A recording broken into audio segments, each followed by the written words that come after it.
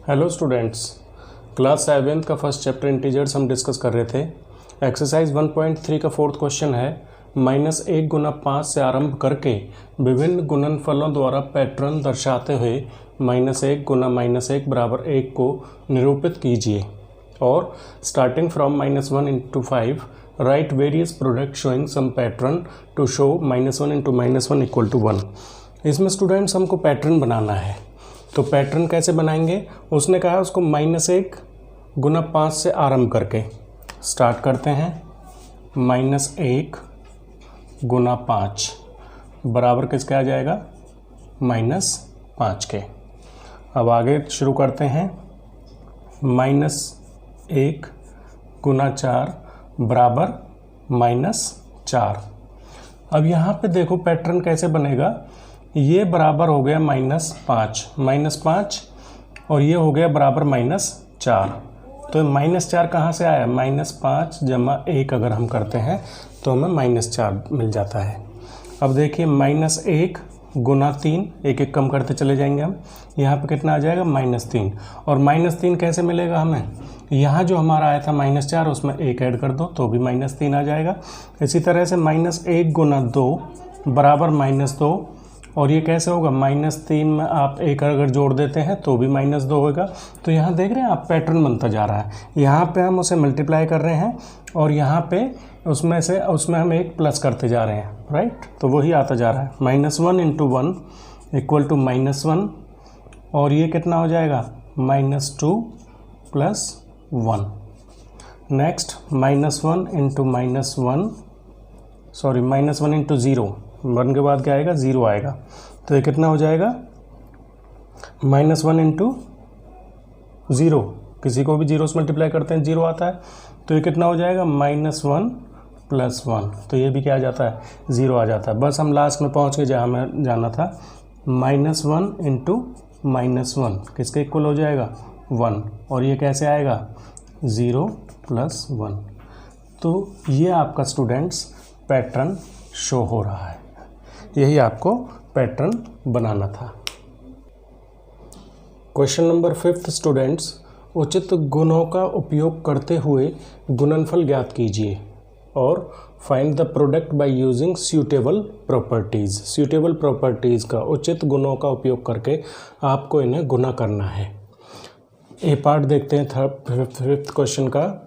26 into -48 plus -48 into -36।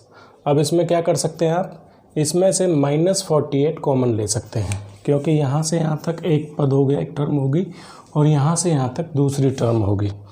तो इन दोनों में क्या आ रहा है? इसमें भी -48 है, इसमें भी -48 है। तो -48 हमने क्या ले लिया? कॉमन। अंदर क्या बच जाएगा? 26 प्लस है, लेकिन यहाँ पे क्या है? -36।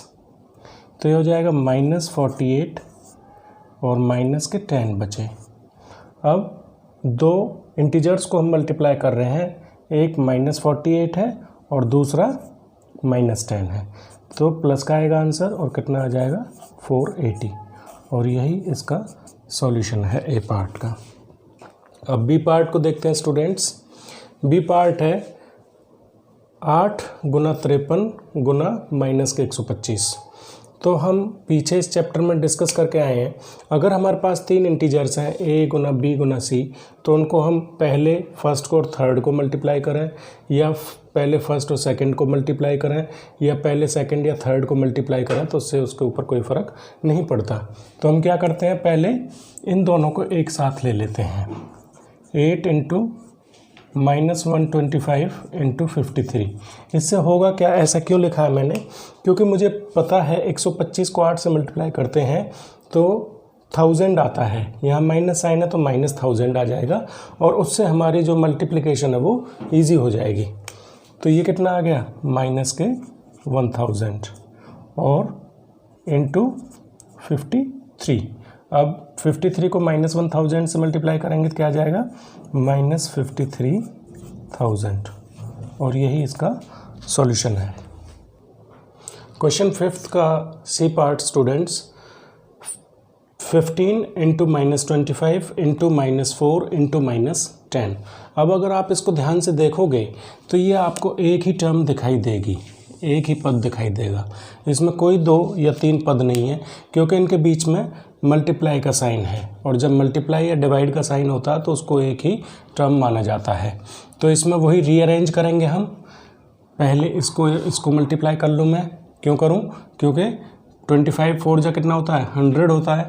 100 को फिर 10 से मल्टीप्लाई कर लूँगा तो 1000 आ जाएगा, और फिर उसको 15 से कर लेंगे। चलिए लिख लेता हूँ मैं इसको, -25 इंटू -4 इंटू -10 इंटू 15। अब देखिए -25 इंटू -4 क्या हो जाएगा? 100 हो जाएगा प्लस का, इंटू -10 और इंटू 15। अब इन दोनों को अगर मैं साथ लेता हूँ तो एक प्लस का एक माइनस का मल्टीप्लाई कर रहे हैं तो माइनस का साइन आ जाएगा, -1000 इंटू 15, और आंसर क्या आ जाएगा? -15,000। इस तरह से उसको आसान बना के हम करते हैं। इसके बाद 5th क्वेश्चन का डी पार्ट है। अब देखिए इसमें आपको थोड़ी सी ट्रिक अपनानी पड़ेगी, क्योंकि -41 से आप 102 को मल्टीप्लाई करेंगे तो उसमें आपकी कैलकुलेशन जो है वो थोड़ी सी टीडियस हो जाती है। तो उसके लिए हम, उसने कहा भी है, उचित गुणों का उपयोग करते हैं, मतलब सूटेबल प्रॉपर्टी का आपको यूज़ करना है। तो मैं 102 को 100 + 2 में ब्रेक कर लेता हूँ। क्या लिखता हूँ मैं इसको? 41 इंटू 102 को मैंने लिख लिया 100 + 2, और अब मैं किसका प्रयोग करूँगा? a into B plus C किसके इक्वल होता था? a into B plus a into C, right? क्या होता था? अगर a into B plus C होता था तो क्या लिख लेते थे हम उसको? a into B plus a into C. इसी का हम यहाँ पे यूज़ करेंगे। -41 इंटू 100 प्लस -41 इंटू 2। अब इसको सॉल्व कर लेते हैं। ये -4100 हो गया, 4100, और माइनस आएगा इनका 82। दोनों माइनस के हैं तो ऐड हो जाएंगे, -4182, और यही इसका सॉल्यूशन हो गया स्टूडेंट्स। 5th क्वेश्चन का ई पार्ट स्टूडेंट्स, 625 गुना -35 प्लस माइनस के 625 गुना 65। अब आप इसमें सबसे पहले टर्म्स देखिए, कितनी टर्म्स हैं, कितने पद हैं। एक यहाँ से यहाँ तक हो गया, फिर प्लस का साइन आ गया, और एक यहाँ से यहाँ तक हो गया, क्योंकि इनके बीच में मल्टीप्लाई का साइन है। अब आप क्या देख रहे हैं, इसमें कोई सिमिलरिटी है? हाँ, आपको दिखाई देगी यहाँ पे भी 625 है और यहाँ पे भी 625 है, लेकिन ये प्लस का और ये माइनस का है। तो इसमें से या तो आप प्लस का बाहर ले सकते हैं या माइनस का बाहर ले सकते हैं। तो मान लो हम प्लस का बाहर लेते हैं, कॉमन ले लिया हमने 625। अब जब बाहर 625 कॉमन लिया है तो यहाँ कितना बचेगा? माइनस के 35 बचेंगे। अब यहाँ पे से स्टूडेंट्स हमने प्लस का लिया है, यानी ये माइनस का यहीं पर रहेगा और ये किसके साथ चला जाएगा? 65 के साथ चला जाएगा। तो यहाँ हो गया माइनस के 65। कितना हो गया? 625 इंटू -35 और -65 ऐड करके आ जाएगा माइनस के 100। अब दो इंटीजर हो गए हमारे पास, एक प्लस का और एक माइनस का, उनको हम मल्टीप्लाई कर रहे हैं तो आंसर किस में आएगा? माइनस में आएगा। और कितना आएगा? 625। इसको एज इट इज़ लिख लिया, जितनी जीरो होती हैं उसको पीछे लगा देते हैं, और यही आपका आंसर हो गया। अब एफ पार्ट इसका डिस्कस करते हैं हम। 7 इंटू 50 - 2, ये आपको आसान करके दे दिया उसने पहले ही। अगर वो इसको देता 7 इंटू 48 तो आप उसको ब्रेक करते हैं, हम किस में ले जाते हैं? 10 के मल्टीपल्स में ले जाते हैं। तो इसने करके दे दिया, हमें आसान करके दे दिया। अब क्या करेंगे हम इसमें? वही a इंटू बी माइनस सी होता है तो किसके इक्वल होता है? ए बी माइनस ए सी। उसी को यहाँ पे उपयोग करेंगे हम। 7 इंटू 50 और -7 इंटू 2। 7 इंटू 50 क्या आ गया? 350 माइनस के 14, 350 में 14 गया तो 336, और यही इसका सॉल्यूशन है। स्टूडेंट 5th क्वेश्चन का जी पार्ट अभी हम डिस्कस करने जा रहे हैं। -17 इंटू -29। सबसे पहले मैं इसको आसान करके ले जाता हूँ आपके लिए, फिर समझने में आसानी हो जाएगी। दोनों माइनस के हैं तो इनका प्रोडक्ट किस में आएगा? प्लस में आएगा। यानी मैं इसको 7 इंटू 29 लिख लूँ। क्या किया मैंने? माइनस इंटू माइनस क्या हो जाता है? प्लस। सिर्फ अभी वो किया है।